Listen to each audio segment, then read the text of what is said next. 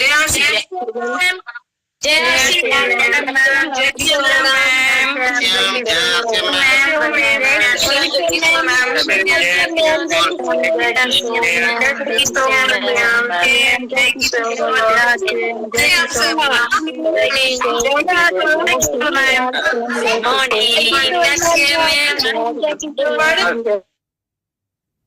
साथियों, thank you so much. जय RCM, जय किशोर सभी को बहुत बहुत प्यारी सी सुबह का बहुत बहुत प्यारा सा प्रणाम आप सबको।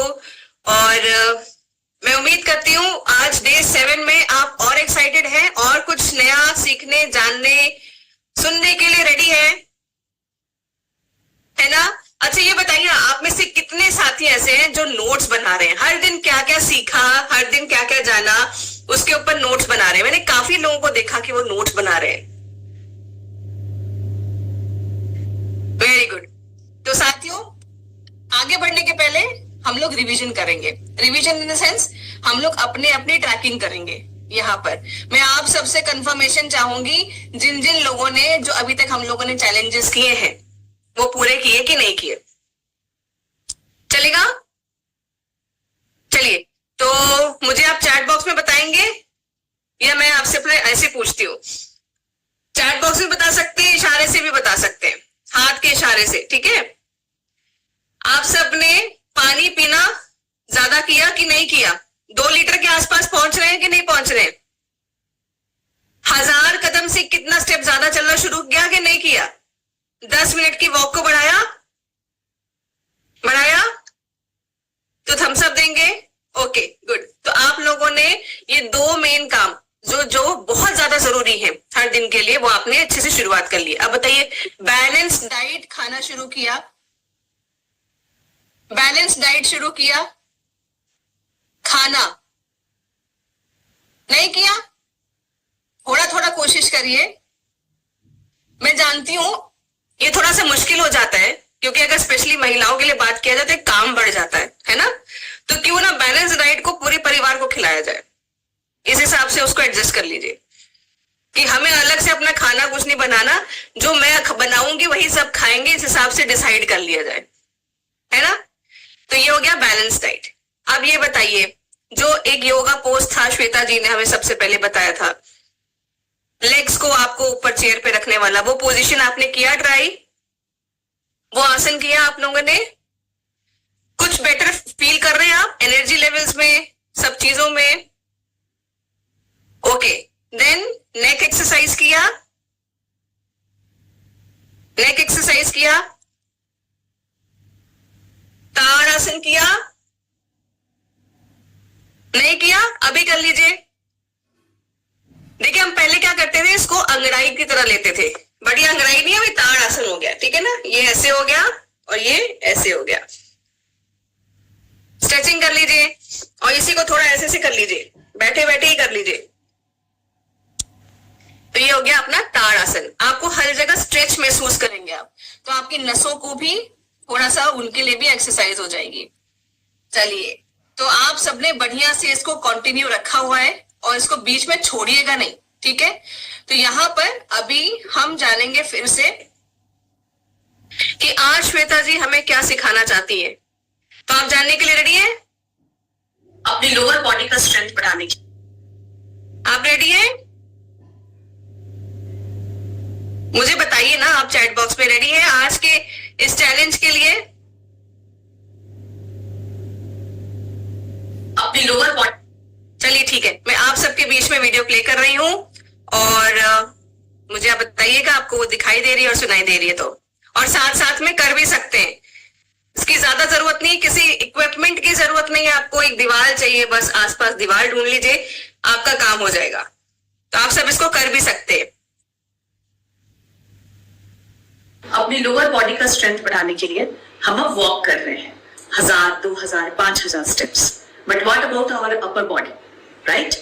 अब हमारे अपर बॉडी का स्ट्रेंथ हमारे लिए, स्पेशली हम महिलाओं के लिए बहुत जरूरी है।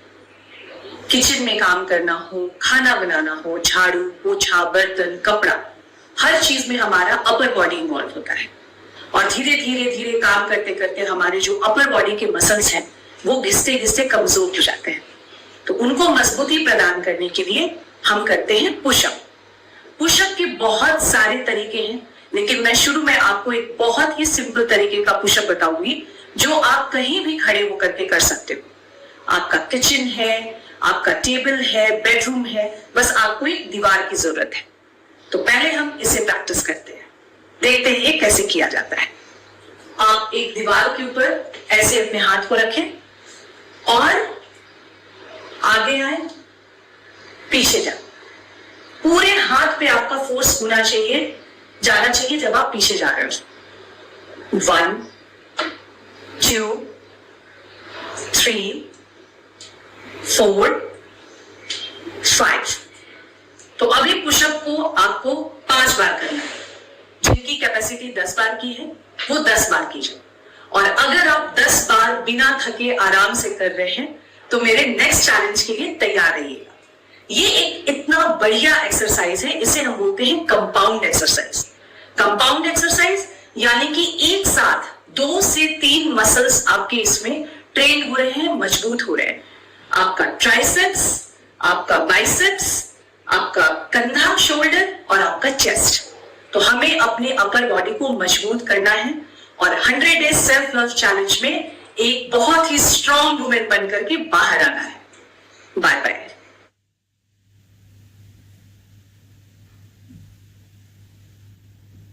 तो अभी आप सबने देखा कि वॉल पुशअप हम लोग कैसे कर सकते हैं, और ये सिर्फ महिलाएं नहीं है, पुरुष भी कर सकते हैं। इसके लिए जरूरी नहीं है कि एक खास टाइम निकाला जाए या कुछ किया जाए। चलते फिरते जब भी याद आ जाए 5 वॉल पुशअप्स लगा लिया जाए, चलेगा ना? पता भी नहीं चलेगा कब लगा लिए और कैपेसिटी हमारी धीरे धीरे कैसे बढ़ गई। तो आप सबने ट्राई किया, तो एक बार ट्राई करते हैं। अगर आप करना चाहते हैं करेंगे।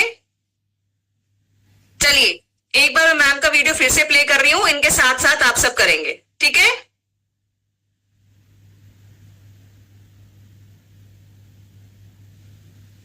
अपनी लोअर बॉडी का स्ट्रेंथ बॉडी, राइट? किचन में काम करना हो, खाना हो, चीज में, और धीरे धीरे है। पुशअप के बहुत सारे तरीके का आपका किचन, बस आपको एक दीवार की जरूरत है। तो पहले हम इसे प्रैक्टिस करते हैं, देखते हैं ये कैसे किया जाता है।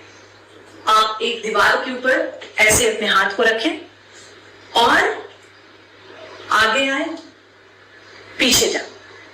पूरे हाथ पे आपका फोर्स होना चाहिए, जाना चाहिए जब आप पीछे जा रहे हो। 1 2 3 4 5। तो अभी पुशअप को आपको 5 बार करना है। जिनकी कैपेसिटी 10 बार की है वो 10 बार कीजिए। और अगर आप 10 बार बिना थके आराम से कर रहे हैं तो मेरे नेक्स्ट चैलेंज के लिए तैयार रहिएगा। चलिए, तो मुझे लगता है आप में से कई साथियों ने वॉल पुशअप किया अभी, और इसको मुझे लगता है दिन भर में ऐसे ही 5-5 करते हुए 20 तो हम ऐसे ही कर लेंगे, है ना? जिसको ऐसे ही आप चलते फिरते बस कर लिया करिए।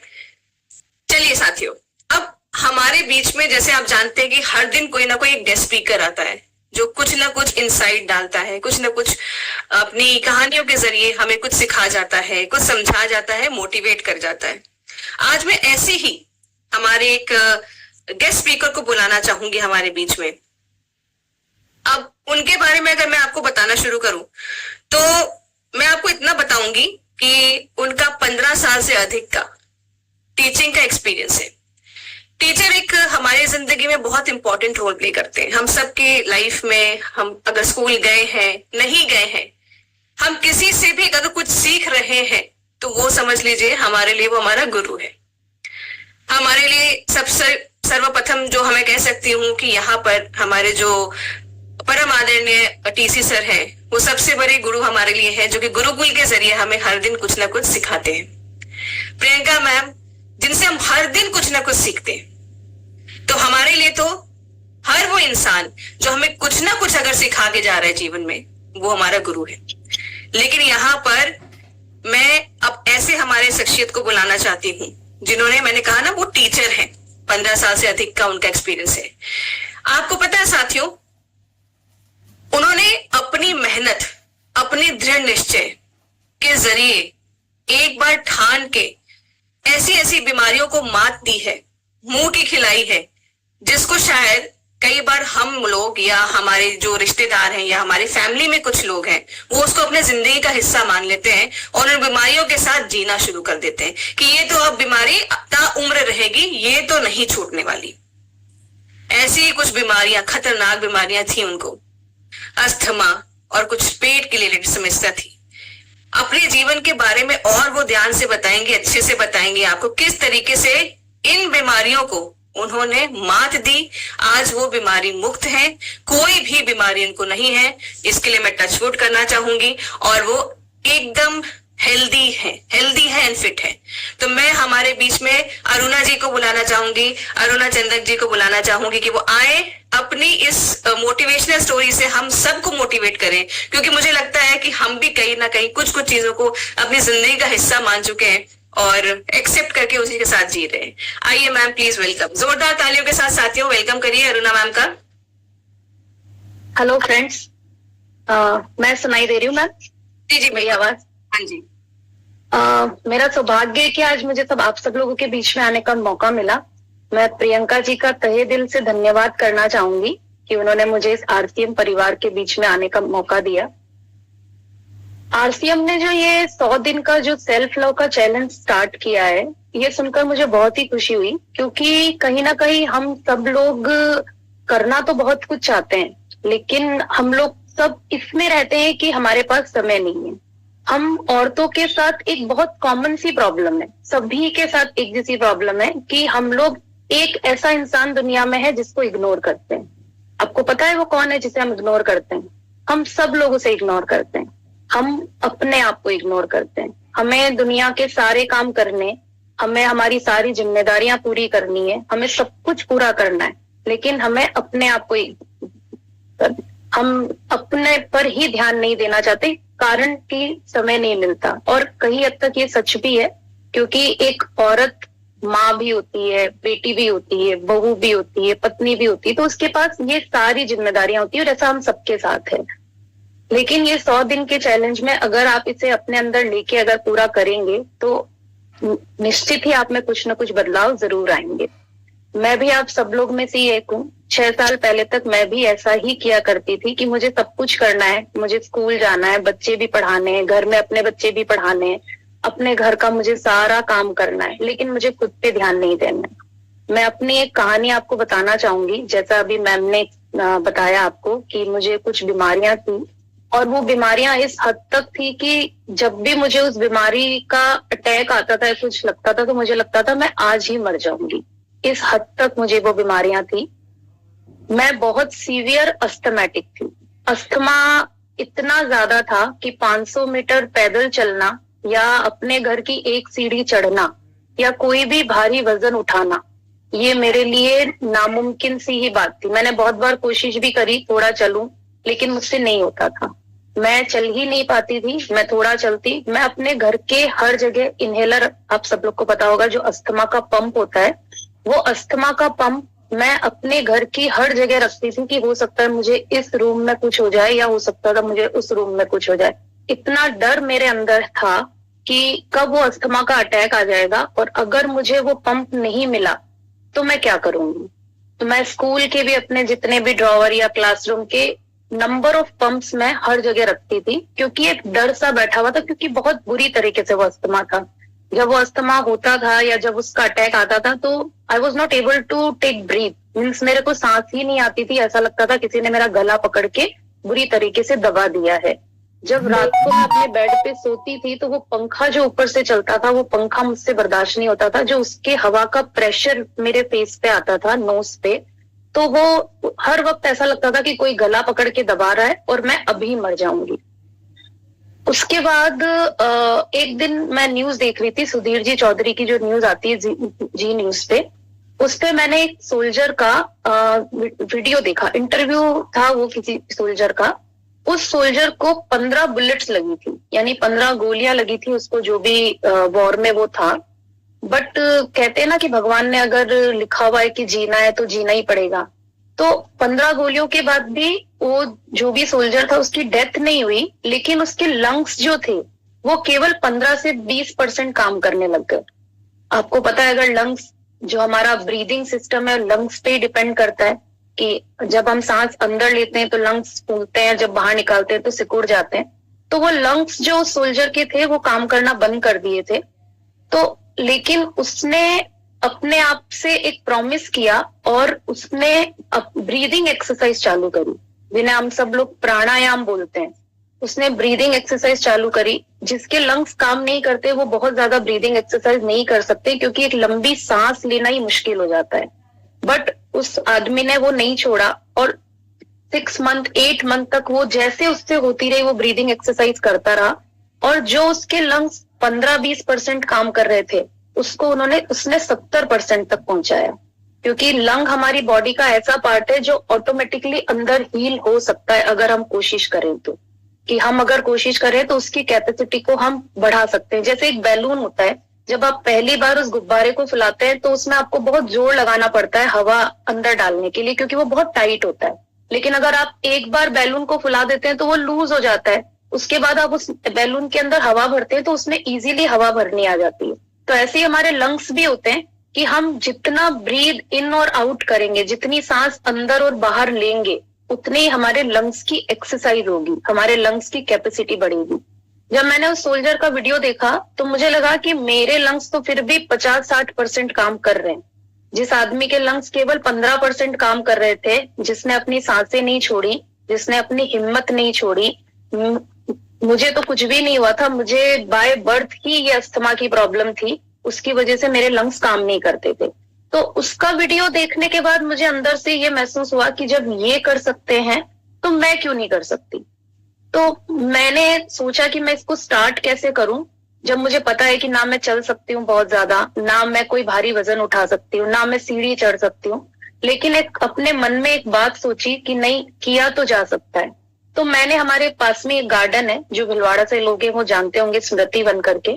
उस स्मृति वन में एक 1.5 किलोमीटर का ट्रैक बना हुआ है।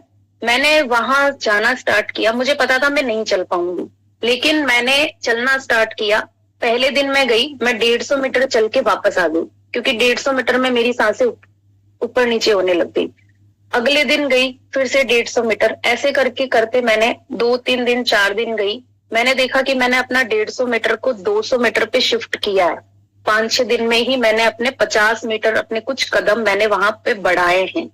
जब ये देखा, क्योंकि वहां ट्रैक पे हर जगह पे एक माइलस्टोन लगा हुआ है जहाँ पे मीटर्स लिखे हुए हैं कि आप वहां जाके अपने मीटर चेक कर सकते हो कि आप कितना चल रहे हो।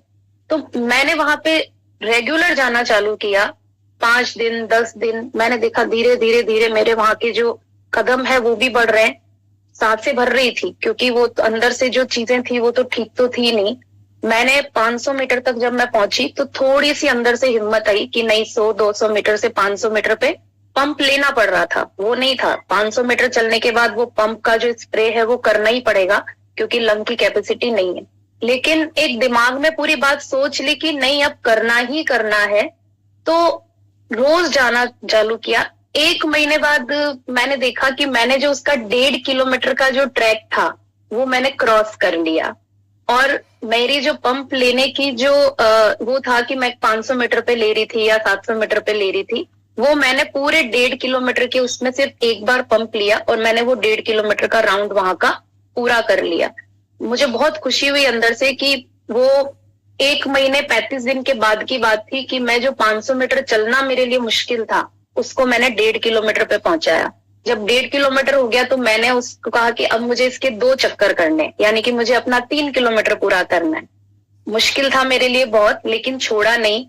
लेकिन आप यकीन नहीं मानोगे कि 2.5 महीने बाद, आफ्टर 2.5 मंथ, मैंने वो जो वहां का ट्रैक था उसके 3 चक्कर पूरे किए। 3 चक्कर का मतलब हो गया 4.5 किलोमीटर। 4.5 किलोमीटर मैंने अपनी कैपेसिटी करी। मेरे पंप लेने का जो वो था वो कम हो गया। उस चक्कर लगाने के बाद मुझे पता था कैपेसिटी धीरे धीरे बढ़ तो रही है, क्योंकि हम एक ट्रैकिंग जो करते हैं अपने प्रोग्रेस की, उसमें मेरे पंप लेने के जो नंबर ऑफ पंप लेना था वो कम होता जा रहा था। उसके बाद मैंने साइकिलिंग करना स्टार्ट किया। जिसे अस्थमा होता है उसके लिए साइकिल करना, जिसे अस्थमा होता है उसके लिए फिजिकल वर्क करना बहुत मुश्किल होता है, क्योंकि जब भी हम शारीरिक श्रम करते हैं तो हमारे सांसें फूलती है सबसे पहले। वो सांसें फूलने का मतलब है हमारे लंग्स को काम करना पड़ रहा है। मैंने वॉकिंग स्टार्ट करी, वॉकिंग करने के बाद मैंने साइकिलिंग स्टार्ट करी, और आप सोच सकते हैं मैं एक बार में मैंने चालू करते करते मैं कितनी साइकिलिंग पे आई। मैं रोज के 10 किलोमीटर मैंने साइकिल चलाना चालू किया। मैंने 4-5 किलोमीटर की वॉक और मैंने 10 किलोमीटर की साइकिल चलाना स्टार्ट किया।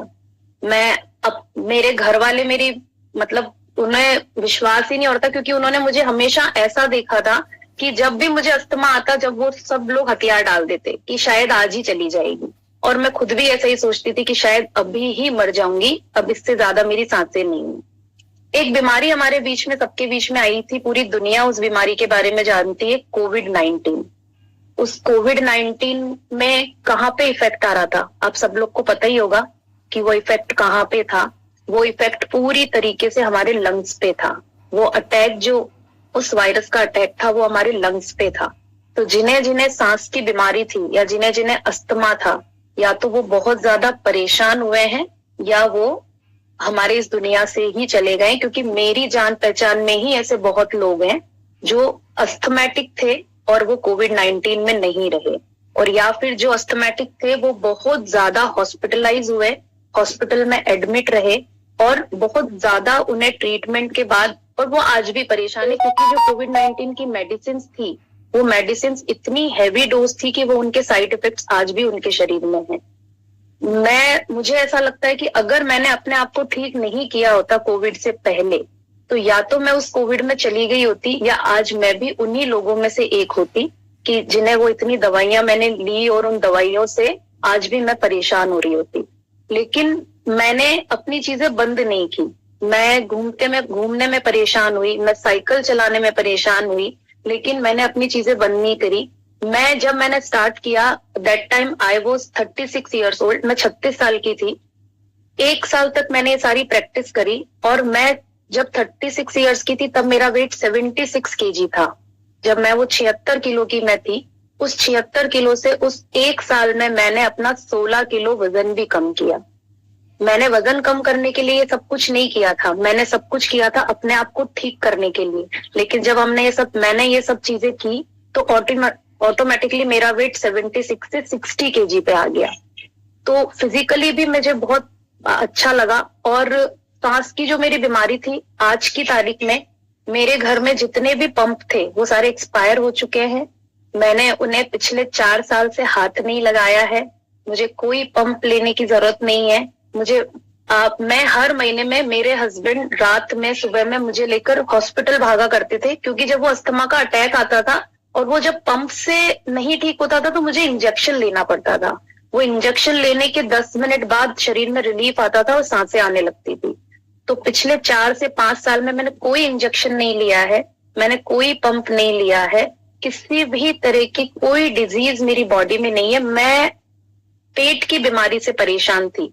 पेट की बीमारी, हमारे शरीर में सबसे ज्यादा जरूरी है पेट का ठीक होना। पेट ठीक रहता है, हम कहते हैं कि हमारा पेट अगर ठीक है तो वो हमारे चेहरे पे भी नजर आता है कि हमारा पेट अगर सही है। तो अपच जो होता है, इनडाइजेशन की मुझे बहुत बड़ी प्रॉब्लम थी कि मुझे खाना डाइजेस्ट ही नहीं होता था। तो वो जब डाइजेशन नहीं होगा तो बॉडी में वीकनेस रहेगी, क्योंकि जब खाना डाइजेस्ट होता है उससे ही तो हमें एनर्जी मिलती है।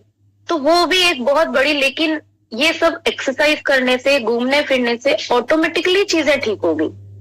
सारा पेट की बीमारी भी मेरी चली गई, मेरी सांस की बीमारी भी चली गई, मेरे फेस पे एक्ने और पिंपल्स और ये सारी चीजें थी, वो भी सब ठीक हो गई। दैट मीन्स एक चीज करने से सारी चीजें ठीक हो गई। और ये हुआ किससे? अगर मैं चीजों को छोड़ देती कि नहीं मुझसे नहीं हो रहा है, नहीं मुझसे नहीं हो रहा है, तो मैं नहीं कर पाती। वो सब कुछ करने के लिए मैंने अपने अंदर से एक अपने आप को बिल्कुल टाइट रखा कि नहीं मुझे करना ही है, नहीं मुझे करना ही है। एक छोटा सा प्रेजेंटेशन मैंने आपके लिए बनाया है, वो मैं आपके साथ शेयर करना चाहूंगी। Savita ji, can I share this? Yes, you can.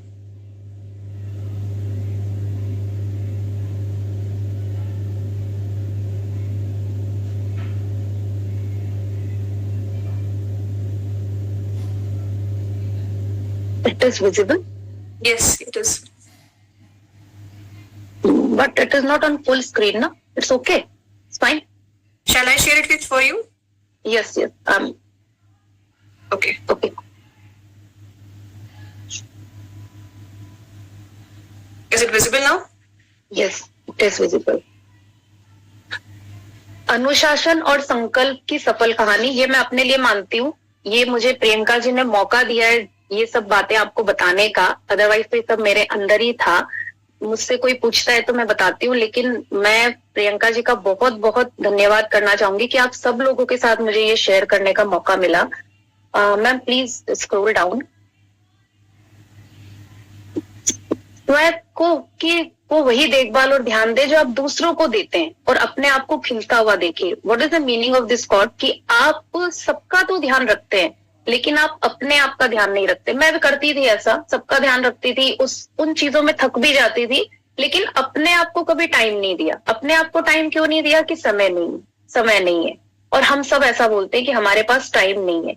मेरे लिए ये लाइन बिल्कुल मायने नहीं रखती कि मेरे पास टाइम नहीं है। Please scroll down. सबके पास कितना टाइम है? अच्छा बताइए, आपके पास कितना टाइम है और मेरे पास कितना टाइम है?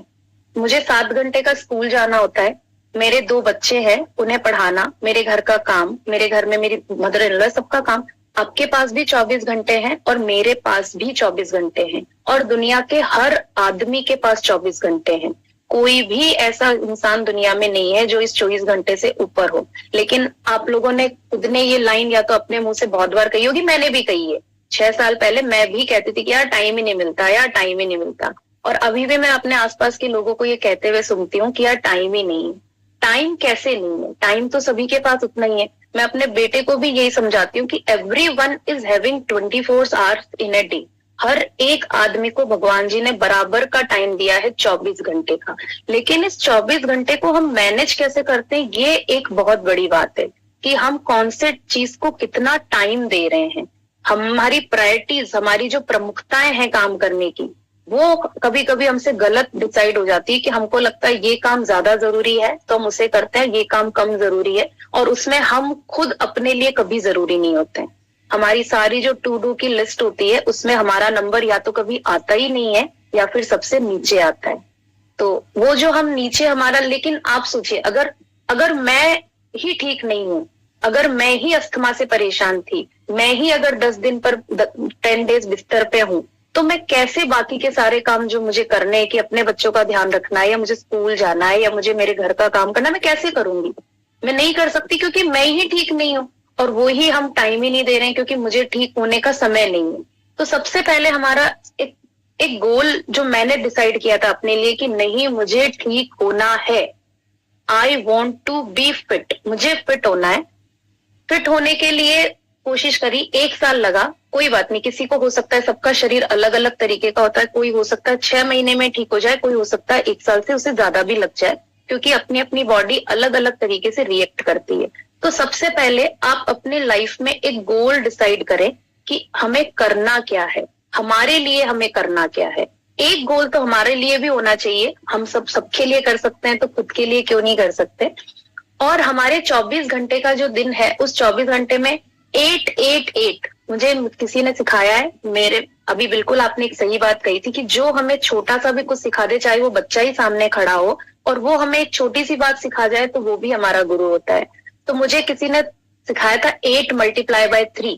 हमारे दिन को 8 के 3 भागों में डिवाइड करना है। 8 घंटे हम काम करें, 8 घंटे हम नींद निकालें, और 8 घंटे हैं जो हमारे लिए होते हैं, जिसमें हमको हमारे बाकी सारे काम करने होते हैं।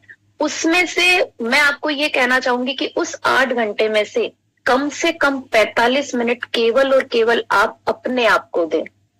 45 मिनट खुद के लिए निकालें उन 8 घंटों में। फिर भी 7 घंटे 15 मिनट आपको दूसरे काम के लिए बचते हैं, लेकिन हम वो 45 मिनट ही नहीं निकाल पाते हैं। बहुत ज्यादा नहीं चाहिए हमको हमारे लिए, हमको 24 घंटे में से सिर्फ 45 मिनट खुद के लिए चाहिए। एक बात ये भी मैंने सीखी है, मैंने पढ़ी भी थी, सुनी भी थी, लेकिन मेरे करने के बाद मुझे पता भी चला कि किसी एक चीज को अगर हम 21 दिन तक लगातार करें तो 21 दिन में तो वो हमारी आदत बन जाती है। आप अगर एक ही चीज को 21 डेज तक किए जाएंगे, अभी प्रियंका जी ने, आरसीएम ने 100 दिन का चैलेंज निकाला है, मैं बिल्कुल मानती हूँ कि अगर 100 दिन तक आप मैम के और बताए हुई चीजों को कंटिन्यू करते रहेंगे तो वो आपकी आदत में आ ही जाएगा, क्योंकि आदत बनने के लिए सिर्फ 21 दिन की ही जरूरत होती है। 21 दिन तक अगर आपने अपने आप को टाइट रख लिया कि नहीं मुझे 45 मिनट का ये काम खुद के लिए करना है, तो आपकी वो आदत बन जाएगी। उस 22वें दिन आप छोड़ना भी चाहेंगे तो नहीं छोड़ पाएंगे। आप मेरी ऐसी कंडीशन है कि मुझे 1 घंटे की एक्सरसाइज रोज करनी है, तो वो ऑटोमेटिकली जब टाइम होता है तब मेरा शरीर ही मुझे बोलने लगता है कि एक्सरसाइज कर लो, घूमने निकल जाओ, कुछ कर लो, लेकिन वो एक आदत सी बन गई है। कंसिस्टेंसी, स्थिरता, रोज करना है मतलब रोज करना है। आज कर लिया, कल नहीं किया, फिर परसों कर लिया, तो उससे चीजें नहीं बदलती। और ये सभी के लिए, हम बच्चे को कहते हैं कि पढ़ाई करो रोज, अगर खाना 1 महीना व्रत करके कोई 31वें दिन तो सारा खाना नहीं खाया जा सकता। बच्चा केवल एग्जाम में अगर पढ़ाई करे तो उससे नंबर नहीं आएंगे, ये सब हम मानते हैं। कंसिस्टेंसी इज द की ऑफ सक्सेस। स्थिरता जो है वो ही हमारे प्रोग्रेस के लिए या हमारे सक्सेस के लिए जो है वो स्थिरता हर काम के लिए जरूरी है। सेल्फ लव, मैं अपने आप से बहुत प्यार करती हूँ और मुझे लगता है दुनिया में हर आदमी को सबसे पहले खुद से प्यार करना चाहिए। आप अपने लिए एक स्टैंडर्ड बनाते हो कि आप अपने आप से कितना प्यार करते हो। आप जितना प्यार अपने आप से करोगे वो आप एक दूसरे के लिए मापदंड बना दोगे कि नहीं हमें कितना प्यार मिलेगा दूसरे से, इसका जो डिसीजन है वो हम खुद लेते हैं। क्योंकि जब हम खुद से प्यार करेंगे तभी तो हम दूसरे हमारे से प्यार करने लगेंगे। एक पिक्चर आपके सामने है जो ये मेरा, जब मैंने आपको बताया कि आई वॉज 76 kg, मैं 76 किलो की थी, और उसके बाद ये 2023 का पिक्चर है और अभी भी मैं ऐसी हूँ 2024 में भी। 60 किलो मेरा वेट है। भगवान की दया से मुझे टचवुड कोई भी बीमारी नहीं है। I am completely okay with me. ना मुझे चलने फिरने, अभी मैं, अगर आप मुझे अभी कहें कि 10 किलोमीटर कहीं जाके आना है तो मुझे किसी गाड़ी की, किसी की जरूरत नहीं है। धूप में या कहीं भी मैं 10 किलोमीटर चल सकती हूँ। मेरी उम्र 43 ईयर्स है, मैं 43 साल की हूँ। क्योंकि बहुत सारे लोग ऐसे हैं जो ये भी सोचते हैं कि यार अब इस उम्र में हम कैसे क्या करेंगे। तो एक कोटेशन और है मेरे पास जो सब सुनते होंगे, age is only a number. एक गणित का जो नंबर है, एज केवल वो नंबर है, उम्र आपका केवल वो नंबर है, उससे ज्यादा कुछ भी नहीं। तो ये कभी ना सोचे कि आप कोई भी काम किसी भी उम्र में चालू कर सकते हैं। पढ़ना चाहते हैं वो भी कर सकते हैं, एक्सरसाइज करना चाहते हैं वो भी कर सकते हैं, आप कुछ भी कर सकते हैं। भगवान जी ने हमको इतनी कैपेसिटी दी है कि हम किसी भी, मैम आप ये share screen you can close. हमको इतनी हमारे अंदर ताकत है कि हम अगर दृढ़ निश्चय कर लें और डिसिप्लिन से उस काम को करना स्टार्ट करें तो हम कुछ भी कर सकते हैं। अपना गोल कैलेंडर पे बनाएं, कैलेंडर पे डेट डिसाइड करें कि इस दिन तक आपको ये काम करना है, और अपने गोल को छोटे छोटे स्टेप में करना स्टार्ट करें। एक साथ बड़ी चीजें नहीं होती है, चीजें होती है छोटा छोटा काम करने से। और अपने आप को कॉन्ग्रेचुलेट करें, अपने आप को अवार्ड देना स्टार्ट करें। जब मैंने 500 मीटर चल लिया तो मैंने अपने आप को बहुत अप्रिशिएट किया कि और कोई करे ना करे कोई बात नहीं, अगर आपको कोई और अप्रिशिएट नहीं कर रहा है तो सबको छोड़ दें, खुद को अप्रिशिएट करना स्टार्ट करें कि हाँ मैंने ये कर लिया। और असफल होने के लिए भी हमेशा तैयार रहें। जरूरी नहीं है कि एक बार की कोशिश करने से हमारे वो काम हो ही जाएंगे या हम कर ही लेंगे, लेकिन अगर आप सक्सेसफुल नहीं भी होते हैं तो अपने आप को माइंड से प्रिपेयर रखें, लेकिन फिर से शुरुआत करें। असफल होके अगर आप रुक गए, अभी मैं जिम जाती हूँ, जिम में बहुत सारी लेडीज भी आती हैं, तो वो मुझे 15 दिन 20 दिन के बाद ही कहती है कि मैम हमारा तो वेट ही कम नहीं हो रहा है, मैम हमारे साथ तो यही नहीं हो रहा है। तो मैं उन सबको भी यही सजेशन देती हूँ कि कंसिस्टेंसी बहुत जरूरी है। आप अगर 15-20 दिन में, क्योंकि अभी मैंने आपको बोला कि सबका शरीर अलग अलग होता है, हो सकता है मेरे जिस एक्सरसाइज से 1 मंथ में फर्क पड़ रहा हो वैसा आपके ना हो, आपका शरीर उसके लिए 2 मंथ्स ले ले, लेकिन करना जरूरी है। अगर आप करते रहेंगे तो ऐसा मैं मानती ही नहीं हूं कि चीजों में सक्सेस नहीं मिलेगी। अपनी प्रोग्रेस का हमेशा ट्रैक रखें। अभी मैम ने भी ये बात बोली थी कि आप ट्रैकिंग रख रहे हैं या नोट्स बना रहे हैं कि नहीं, तो अपनी प्रोग्रेस के लिए हमेशा नोट करें कि आपने क्या अचीव कर लिया। जो आपने गोल बनाया था उसमें से आपने कितने % उस गोल को आपने अचीव कर लिया। कोई भी, अभी मैं बोल ही चुकी हूँ कि सकारात्मक काम करने के लिए कोई तरह की कोई उम्र नहीं होती, कोई नंबर नहीं होता। टाइम उनके पास भी उतना ही है जो अपने काम को अच्छे से कर रहे हैं, और टाइम उनके पास भी उतना ही है जो अपने काम को नहीं कर पा रहे। तो अपने 24 घंटे का गोल बनाएं। मेरी ये कहानी जो मैं मानती हूँ, और मेरी उम्र मैं मान चुकी थी कि बहुत ज्यादा नहीं है, क्योंकि अस्थमा बहुत बुरी बीमारी है। बीमारी कोई भी हो बहुत बुरी होती है।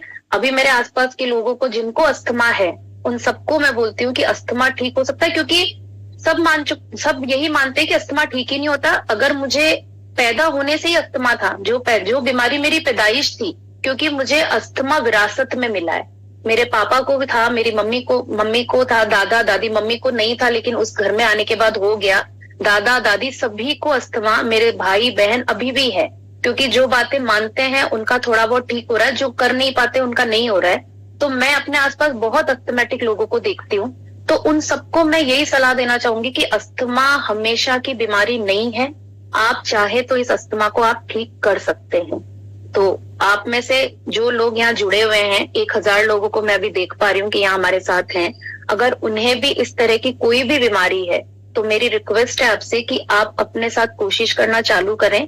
आज नहीं, कल नहीं, 10 दिन, 15 दिन, 50 दिन में आपको रिजल्ट मिलने लगेंगे। और हो सकता है कि जो इस बीमारी से ग्रस्त हैं, वो इन 100 दिनों में ही अगर अपने प्राणायाम करना है, आप अगर नहीं चल सकते, कहीं नहीं जा सकते, तो एक जगह बैठकर प्राणायाम, ओम का उच्चारण या ब्राह्मरी प्राणायाम, बहुत सारे आजकल तो हमारी सब चीजें बहुत इजी अवेलेबल हो गई है कि हमें यूट्यूब पे सारे वीडियो मिल सकते हैं, सब कुछ। तो सांस के से रिलेटेड जो भी हमारी ब्रीदिंग एक्सरसाइज हैं वो स्टार्ट करें। 100 दिन बाद आप अपने आप में चेंज जरूर देखेंगे। तो इसी के साथ मैं अपना ये आपको कैसा लगा मुझे नहीं पता, लेकिन मुझे आप सबको ये शेयर करके बहुत अच्छा लगा। मैं फिर से आरसीएम का बहुत बहुत शुक्रिया कहना चाहूंगी कि आपने मुझे अपनी ये कहानी बताने का यह मौका दिया। थैंक यू अरुणा जी। और आपको भी ध्यान भी नहीं दूंगी मैं, क्योंकि आप इतना, मुझे लगता है आपकी जो स्टोरी थी वो मुझे भी काफी मोटिवेट की, और मुझे लगता है यहाँ सेशन में जितनी भी महिलाएं या कोई ऐसा साथी हमारा भाई होंगे जो सुन रहे होंगे, उनको भी डेफिनेटली मोटिवेट किया होगा। अब आपने हमें मोटिवेट तो कर ही दिया, लेकिन आप थोड़ा सा अपने दिनचर्या को भी हमसे जरा शेयर करिए कि किस तरीके से आप स्कूल भी संभाल रहे हो, आप घर भी देख रहे हो, बच्चों को भी पढ़ा रहे हो, और परिवार की अलग से जिम्मेदारी, तो अपने लिए अलग से, जैसे आज हम स्टार्टिंग में बात कर रहे थे ना बैलेंस डाइट की, तो किस तरीके से आप कुकिंग में इस चीज को इन्वॉल्व करते हैं, कैसे आप इसके बीच में जिमिंग के लिए भी टाइम निकालते हैं, और अपने जो वेट लिफ्टिंग पोटेंशियल्स हैं उनके बारे में अगर थोड़ा सा हम सबको बता पाए, तो मुझे लगता है कि जो थोड़ी बहुत कहीं कमी रह गई होगी वो भी पूरी हो जाएगी। आज सब शुरू कर देंगे। बिल्कुल। वेट लिफ्टिंग की अगर मैं बात करूं, तो जब मैंने शुरू किया था, अभी हम सब लोग जो लेडीज हैं वो हम सोचते हैं कि जिम क्यों जाना, लेकिन जिम ठीक है, हमारे कल्चर से थोड़ा सा डिफरेंट है जिमिंग का कल्चर। तो जरूरी नहीं है कि हम सारी चीजें जिम जाके ही करें। एक चीज मैं और आपको बताना चाहूंगी, 36 में मैंने ये सब चालू किया, और जब मैं 40 साल की हुई, मैंने भिलवाड़ा डिस्ट्रिक्ट की पावर लिफ्टिंग का कंपटीशन मैंने जीता, और मैंने 160 किलो वजन उठाया, 160 केजी वेट लिफ्ट किया, और मैंने यहाँ डिस्ट्रिक्ट भिलवाड़ा डिस्ट्रिक्ट से वो पावर लिफ्टिंग की सीनियर कैटेगरी में मैंने गोल्ड मेडल लिया। तो ये चीजें भी एक साथ नहीं हुई। 5 किलो के डंबल से उठाना स्टार्ट किया, धीरे धीरे नहीं होता था, कभी होता था कभी नहीं होता था, और धीरे धीरे वो कैपेसिटी ऑटोमेटिकली बढ़ गई। मेरा जो ट्रेनर था उसने मुझे एक चीज सिखाई कि अगर सामने 50 किलो का डंबल रखा हुआ है, और अगर आपने वो दिमाग में सोच लिया कि ये आज नहीं उठेगा, तो वो कभी नहीं उठेगा।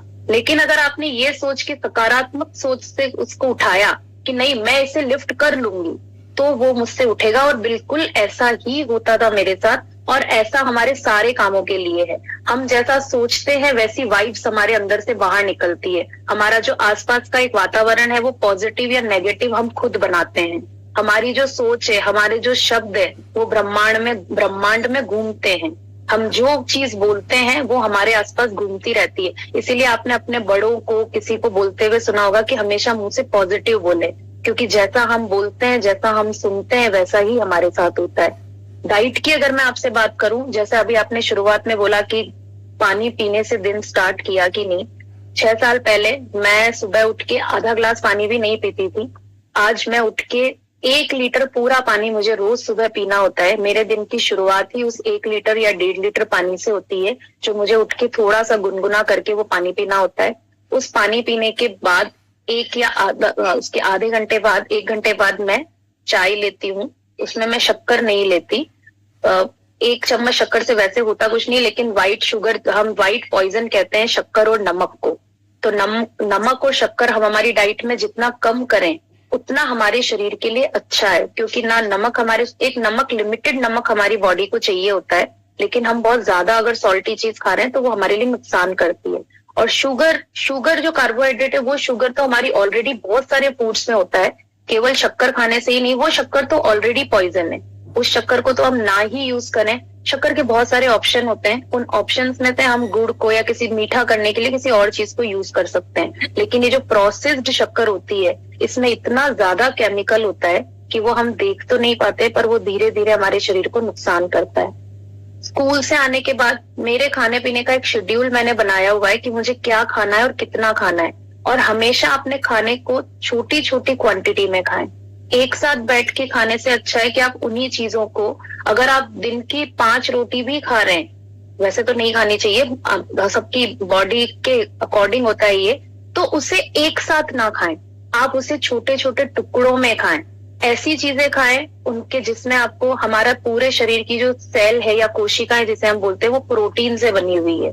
तो आपका जो भी डाइट ले उसमें प्रोटीन वाली चीजें, उसके लिए कोई मार्केट से प्रोटीन लाना है या बहुत सारी पैसों खर्च करके नहीं, हमारे घर के किचन में जो चीजें होती है उनमें ही बहुत सारी चीजें होती है। आप दालें अगर खा रहे हैं तो वहां आपको प्रोटीन मिल रहा है, आप दूध पी रहे हैं तो उसमें भी आपको प्रोटीन मिल रहा है। तो अपने चीजें, ऐसी चीजें जो हमारे घर में अवेलेबल है, उनको अपनी डाइट में शामिल करें। हमारी बॉडी, आपको एनर्जी खाने से ही आएगी और किसी भी चीज से एनर्जी नहीं आ सकती। मार्केट का फूड जितना हो सके उसे अवॉइड करें, पैकेट फूड को बिल्कुल अवॉइड करें। आप घर में बनाएं, जैसा बना के खा सकते हैं वैसा घर का बना हुआ खाएं, और जो भी शरीर के अंदर डालेंगे, जैसा डालेंगे वैसा ही बॉडी आपको रिएक्ट करेगी। शाम के टाइम पे मैं जिम जाती हूँ, वो जिम का टाइम निकालना ही पड़ता है। हम ये नहीं कह सकते कि टाइम नहीं मिल रहा, टाइम तो निकालना ही पड़ेगा। 45 मिनट अपने लिए निकालना चालू करिए, और जब आदत बन जाएगी तो आप छोड़ना चाहेंगे तो भी नहीं छोड़ पाएंगे। उसके बाद आप कितनी कोशिश कर लें, आप नहीं छोड़ पाएंगे। जब आपको पॉजिटिव रिजल्ट मिलने लगेंगे शरीर से, तो वैसे भी वो चीजें आपको छोड़ने का मन नहीं करेगा। शाम का खाना है वो 7 बजे से पहले ही खा लें।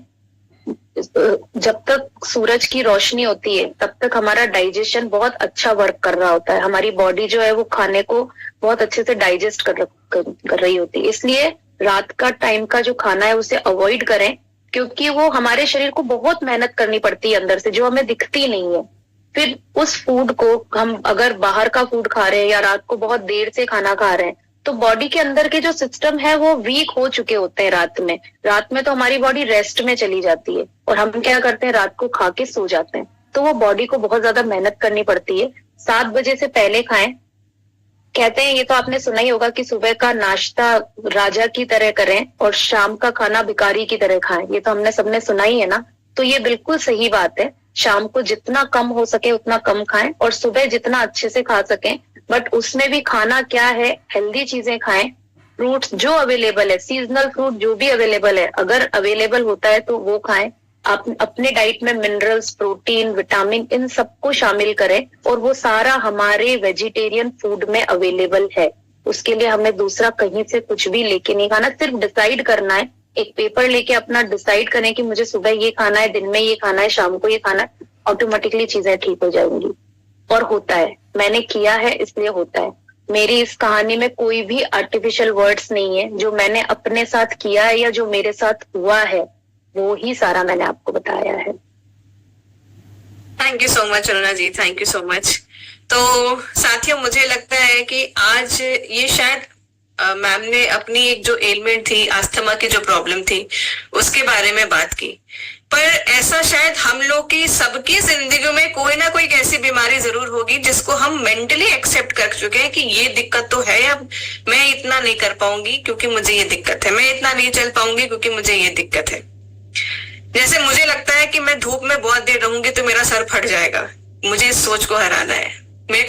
मुझे लगता है ऐसी कई चीजें होंगी जो घर परिवार में हमारी मम्मी हो गए, हमारे रिश्तेदार हो गए, हमारी सास हो गई, ऐसी कई सारी चीजें हैं जो कि शायद उनके भी दिमाग में एक ब्लॉकेज क्रिएट करके रखा होगा, जो कि शायद उतना पावरफुल नहीं होगा, लेकिन हमने उसको उतना वेटेज दे दे के, इतना बोल बोल के, जैसे भी मैम ने कहा ना कि आपने अगर सोच लिया कि ये मुझसे 50 किलो नहीं उठेगा तो वो नहीं उठेगा।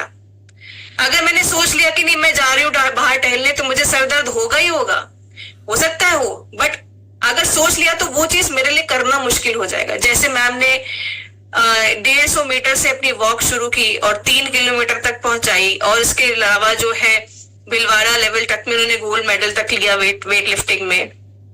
तो ये सब हमारे लिए एक, मैं कह सकती हूँ आज की जो मैम की स्टोरी थी, ये सबके लिए रीस्टार्ट बटन या रिबूट बटन होना चाहिए कि इसके पहले जितनी भी हमने अपनी बीमारियों को तवज्जो दिया था ना, उसको आज के आज ही फुल स्टॉप लगा के हमें फिर से अपनी उन बीमारियों को हराने के लिए, एक फिट अपने आप को मिलने के लिए शुरुआत करनी चाहिए। करेंगे ना? ठीक है, अपनी इस सोच को, अपनी इस नकारात्मक सोच को हराएंगे ना, बस ये सब कहते हैं ना, it's all in the mind, वो it's all in the mind. और मैम की कहानी से तो यही समझ में आ रहा है कि करत करत अभ्यास से जन्मति होत सुजान। आगे की कहावत कौन बताएगा मुझे? रस्सी आवत चाँद के, सिलपत पड़त निशान। तो ये बस यही करना है। हमारी जो कोशिशें हैं, हमारी जो प्रयत्न है, वो जो कोशिश है वो लगातार होनी चाहिए। कंसिस्टेंटली जो एक चीज है, प्रयत्न हम लोग उसको करते रहे, गिव अप ना करें। कई बार थकेंगे, हारेंगे, गिरेंगे, उसको भी एक्सेप्ट करिए, ये जर्नी का पार्ट है। जैसे मैम ने कहा कि ये जरूरी नहीं है कि हम फेल नहीं होंगे, हम होंगे, पर हम उठ के, जैसे बच्चे रेस करते हैं, दौड़ना शुरू करते हैं, चलना शुरू करते हैं, कितनी बार गिरते हैं, तो क्या वो हार के मान के बैठ जाते हैं? फिर से खड़े होते हैं, चलना है, दौड़ना है, और वो भूल जाते हैं हम गिरे भी थे।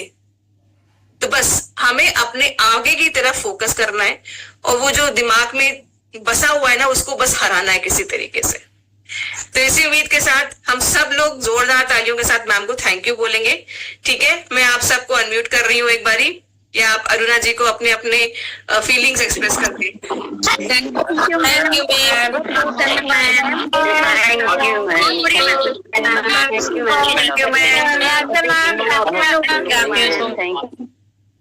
थैंक यू थैंक यू आप सभी को।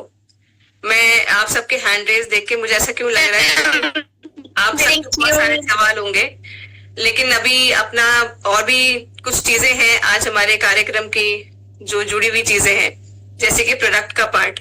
तो आज हम एक प्रोडक्ट के बारे में अपने जानेंगे जिसके रिजल्ट्स तो बहुत ज्यादा उम्दा है, क्योंकि सेशंस के जरिए जितना मैं समझ पा रही हूँ, जितना हमारे तक खबरें आ रही है, वो खबर अच्छी ही आ रही है, क्योंकि रिजल्ट्स बहुत बेहतरीन मिले। तो आप सब जानना चाहते हैं आज का प्रोडक्ट क्या है?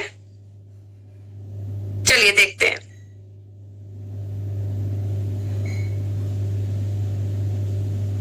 हम जय किशोर। दोस्तों, मेरा नाम ज्योति गुप्ता है और मैं आपके नॉर्थ की किशोर ट्रेनर हूँ। तो दोस्तों, आज मैं एक बहुत ही अमेजिंग प्रोडक्ट्स के बारे में बात करने वाली हूँ, किशोर का हेयर सीरम। अगर इसके बेनिफिट की बात करी जाए तो इसके बहुत ही अमेजिंग बेनिफिट है। जैसे आवाज नहीं आ रही है? नहीं वॉइस नहीं है, मेरी साइड से फुल है। मैं एक बार ट्राई करती फिर से। हमारे बालों की ग्रोथ में ये हेल्प करता है। साथ ही साथ जो एक बहुत बड़ी समस्या बन चुकी थी बालों का झड़ना, उसको भी रोकता है। बालों का उम्र से पहले सफेद हो जाना, डैंड्रफ हो जाना, इन सारी समस्याओं में को दूर करने में ये बहुत ज्यादा ही हेल्प करता है। एंड अगर इसकी एप्लीकेशन की बात करी जाए तो दोस्तों, इसको लगाने से पहले आपको मेक श्योर करना है कि आपके जो बाल है वो अच्छे से धुले होने चाहिए, साफ सुथरे होने चाहिए। इसके बाद आप इसको सीधे अपने स्कैल्प पे ही लगाएंगे। जब आपके बाल थोड़े से ड्राई हो जाए तो इस तरीके से निकाल के आपको अपने सीधे स्कैल्प पे लगाना है। स्कैल्प पे इस तरीके से आपको ड्रॉप करते हुए पूरे स्कैल्प पे अच्छे से मसाज कर लेना है और इसको ओवरनाइट आपको छोड़ देना है। अगर आप रात में लगाते हो, अगर आपको इसका और बेस्ट रिजल्ट चाहिए तो आपको इसको डे में भी लगा सकते हैं। आप इसको डे में एज अ डे रूटीन और नाइट में एज अ नाइट रूटीन की तरह लगा सकते हैं पूरे 90 दिनों के लिए। अगर आप 90 दिन तक इसको इस तरीके से मॉर्निंग और नाइट में लगाते हैं तो आपको इसका बहुत ही अच्छा रिजल्ट मिलेगा। अगर इसके इंग्रेडिएंट्स की बात करी जाए तो इसमें रोजमेरी ऑयल है जो हमारे स्कैल्प को हेल्दी बनाता है, साथ ही साथ हमारे डैंड्रफ को दूर करता है। कैस्टर ऑयल है जो हमारे बालों को घना बनाता है और हमारे बालों की ग्रोथ में भी हेल्प करता है। आप इसको लोगों को बहुत ही इजीली समझा सकते हैं कि इसके अंदर कोई भी हार्मफुल केमिकल नहीं है, पैराबिन फ्री है, डर्मेटोलॉजिस्ट टेस्टेड है और सारे ही नेचुरल इंग्रेडिएंट्स के साथ बना है हमारा हेयर सीरम, जो हमारे हेयर्स के लिए बहुत ज्यादा ही फायदेमंद है, हमारे बालों को बिल्कुल भी नुकसान नहीं पहुंचाता है। एंड अगर इसकी फीडबैक की बात करी जाए तो दोस्तों, इसका फीडबैक मैंने जब से ट्रेनिंग स्टार्ट करी है तब से मैंने सुना है, लोगों के मुंह से सुना है, एसोसिएट बायर्स के मुंह से सुना है, और जितनी भी मैं ट्रेनिंग्स में गई हूँ उन सारी ट्रेनिंग्स में मुझे इसके रिजल्ट के बारे में बताया गया कि इसका रिजल्ट बहुत ही अमेजिंग रिजल्ट है, जेन्युइन रिजल्ट है। और जिन्होंने इसको यूज किया उन्होंने खुद आकर बोला है कि मैडम हेयर सीरम बहुत ही अच्छा है, अगर आप इसको कंटिन्यू बहुत अच्छी तरीके से यूज करते हो तो इसका जेन्युइन बहुत ही अच्छा रिजल्ट है। एंड अगर जब तक आप लोग इसको यूज नहीं करेंगे तो आप लोग इसके बारे में अच्छे से नहीं बता पाएंगे। तो सबसे पहले आपको इसको यूज करना है और आपको अपनी टीम में देना है, तो आप जरूर इसको यूज कीजिए और अपने फीडबैक भी हमारे साथ शेयर कीजिए। So thank you so much. जय आरसीएम, जय कृष्ण। तो ये था साथियों हमारे हेयर सीरम के बारे में। हमारा हेयर सीरम किसने अभी तक इस्तेमाल किया है? हेयर सीरम किसने हमारा इस्तेमाल किया अभी तक? तो साथियों, अपने इस हेयर सीरम में रेडेंसल है, एनिगन है, इसमें आपका जो है एलाया रिनोवा भी है, आपका रोजमेरी ऑयल है, आपका इसमें जोजोबा ऑयल है, लेवेंडर ऑयल है, कलौंजी का ऑयल है, कलौंजी का तेल जो प्याज के बीज होते हैं, अनार का अर्क है, साथ ही साथ मेथी और भृंगराज के भी गुण हैं। तो साथियों, इतने सारे गुणों के साथ आपका ये हेयर सीरम जब आपके पास आता है तो आपके बालों की कोई समस्या बच ही नहीं सकती है। बस करना क्या होगा, हम सबको हमें इसे लगातार इस्तेमाल करना होगा। जैसे आज मैम की स्टोरी में हमने क्या समझा कि consistency is the key to success. तो मतलब लगातार 90 दिनों तक इसको आप अप्लाई करें, बहुत उम्दा रिजल्ट सुनने को मिलते हैं। आपको बहुत ज्यादा एक ही जगह पे नहीं लगाना है, आपको ड्रॉपर की मदद से इसको लेना है, मांग निकालनी है, 1 2 3 करके ड्रॉप्स गिराना है और मसाज करनी है। इस तरीके से आप मोटे मोटे पोर्शंस लेके हेयर सीरम को इस्तेमाल कर सकते हैं। इस वक्त मैंने भी हेयर सीरम लगाया हुआ है, पर आप सबको कहीं से लग नहीं रहा होगा कि मेरे बाल में चिपचिपापन है या तेल लगा हुआ है, क्योंकि ये वाटर बेस्ड हमारा हेयर सीरम है और ये आप इसको लगाने के बाद सुबह हो या शाम हो, बस स्कैल्प साफ होनी चाहिए, इसको आप लगा सकते हैं और इसके साथ आप अपनी हेयर स्टाइलिंग भी कर सकते हैं। कोई प्रॉब्लम नहीं लेगी, आपको रोज हेयर वॉश करने की जरूरत ही महसूस नहीं होगी। तो ये डेफिनेटली मैं उम्मीद करती हूँ कि आज आप सबको ये समझ में आया होगा। हेयर सीरम जो नहीं इस्तेमाल करते होंगे वो अब इस्तेमाल करना शुरू कर देंगे। और मैंने बहुत सारे केसेस ऐसे भी सुने साथियों, जिसमें कि मेरे जो पुरुष भाई है ना, उन लोगों ने इसको इस्तेमाल किया है और इसके रिजल्ट्स भी देखे हैं और शेयर किया है। तो डेफिनेटली आपका जो है यहाँ पर आप इस हेयर सीरम को ट्राई कर सकते हैं। एक बॉक्स में आता है, मैं आपको भी चाहे तो हमारी एक फोटो जो है, आप सब जानते हैं ना इसको। देखिए यहाँ पर मैम शेयर कर रही हैं, मैं आप सबके साथ इनको जरा स्पॉटलाइट में डालती हूँ। एक सेकेंड। तो अभी आप देख रहे हैं मैम शो कर रहे हैं यहाँ पर, ठीक है। तो यही हमारा हेयर सीरम अंदर ऐसा है, बाहर से इस कवर ऐसा है अपना। तो ये जो है साथियों हेयर सीरम अपना, इसको आप इस्तेमाल करिए, अपने बालों की प्रॉब्लम से छुटकारा पाइए, ठीक है। क्योंकि बाल जो है ना, वो कहते हैं सर का ताज है, और अगर बाल अच्छे से सर पे हो तो हमें कॉन्फिडेंस हम महसूस करते हैं कि हमें अपने अंदर वो ऊर्जा महसूस होती है, कॉन्फिडेंस आता है कि कैसा भी हो जाए, आड़ा टेढ़ा कैसे भी चले जाए चलेगा, लेकिन बाल अच्छे होने चाहिए, है ना। चलिए साथियों, तो आज का फिर हम लोग सेशन आगे बढ़ाते हैं और फीडबैक की तरफ जाते हैं। तो आप सब जो है अपने अपने फीडबैक दे सकते हैं, और आज की इस मोटिवेशनल स्टोरी से क्या लेके जा रहे हैं वो आप सब मुझे यहाँ बता सकते हैं, ठीक है।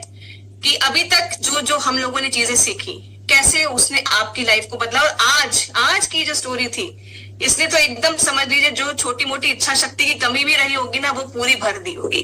तो आज मुझे आप अपने फीडबैक्स लीजिए, छोटे छोटे में बताइएगा, जितने लोगों को मैं ले सकूंगी मैं कोशिश करूंगी, ठीक है। और सही बात मेरी आपकी जो याद है ना, मैं बायस्ड रहती हूँ किसके लिए, जिनका कैमरा ऑन रहता है, ठीक है। मैं सबसे पहले लूंगी नरेश नागर जी को। थैंक यू दीदी, आपने मुझे बोलने का मौका दिया। सेम जो बहन जी ने बताई ये कंडीशन मेरी रही है। सन 2012 से और 2018 तक सेम कंडीशन मेरे साथ रही है। और फिर मैं 2021 में आरसीएम में आया, तब से मैं बिल्कुल स्वस्थ हूँ और मेरा स्वास्थ्य बिल्कुल स्वस्थ है। मैं न्यूट्रीचार्ज मैन लेता हूँ, गामा ओरिजिनल लेता हूँ और न्यूट्रीचार्ज पीवीएम ब्रेकफास्ट लेता हूँ। और शाम का नाश्ता, शाम का खाना हम नहीं लेते, दोपहर का खाना लेते। और शाम को हम न्यूट्रीचार्ज का कोई भी प्रोडक्ट या तो केसर पिस्ता लेते हैं दूध में, या न्यूट्रीचार्ज एसेंडप लेते हैं। और यही मेरे परिवार का, जो बहन ने बताया, ये हकीकत है। अगर हम दिल से और दिमाग से काम करेंगे ना अपने स्वास्थ्य पे, किसी के भी स्वास्थ्य पे, तो वो उसका स्वास्थ्य अच्छा हो जाएगा। मेरी सभी से हाथ जोड़ के विनती है कि सबसे पहले स्वास्थ्य है, बाकी दुनिया में सब कुछ है। Thank you Naresh sir. Pooja Kumari ji.